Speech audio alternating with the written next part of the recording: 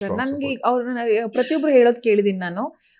ದರ್ಶನ್ ಸರ್ಗೆ ಡೆವಿಲ್ ಸಿನಿಮಾದಲ್ಲಿ ಅವರ ಕಾಸ್ಟ್ಯೂಮ್ ಇದೆಯಲ್ಲ, ಬೇರೆ ಯಾವ ಸಿನಿಮಾದಲ್ಲಿ ಅಷ್ಟು ಅವ್ರಿಗೆ ಒಪ್ಪಿಲ್ಲ.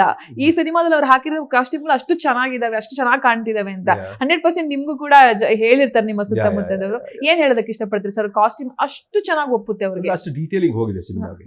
ಅಂದ್ರೆ ನಾವು ಆ ಕ್ಯಾರೆಕ್ಟರ್ ಸ್ಕೆಚ್ ಮಾಡ್ಬೇಕಾದ್ರೆ ಅದಕ್ಕೆ ಏನಾದ್ರೂ ಒಂದು ಎಲಿಮೆಂಟ್ ಕೊಡಬೇಕು, ಅದ್ರದ್ದು ಏನಾದ್ರೂ ಒಂದು ಮ್ಯಾಡ್ನೆಸ್ ಇರಬೇಕು ಆ ಕ್ಯಾರೆಕ್ಟರ್ಗೆ.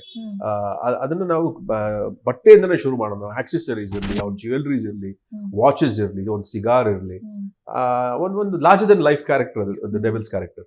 ಸೊ ಆ ಡೀಟೇಲ್ ಎಲ್ಲ ನಾವು ಮಾಡ್ತಾ ಇದ್ವಿ. ಅಂಡ್ ಅಶ್ವಿನಿಗೆ ಪ್ರತಿ ಒಂದು ವಿಷಯ ನಾನು ಹಂಚ್ಕೊಳ್ತಾ ಇದ್ದೆ, ಹೀಗೆ ಹೀಗೆ ಹೀಗೆ ಅಂತ.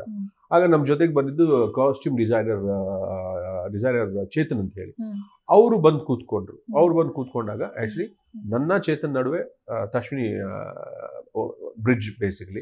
ಸೊ ಎಲ್ಲನೂ ಒಂದು ಕಂಪೈಲ್ ಮಾಡಿ ಕೂತು ಈ ತರ ಡೀಟೇಲ್ ಮಾಡಿ ಅವ್ರು ಅದನ್ನ ಸ್ಟಿಚ್ ಮಾಡಿ ನಮ್ಗೆ ಕೊಟ್ಟರು.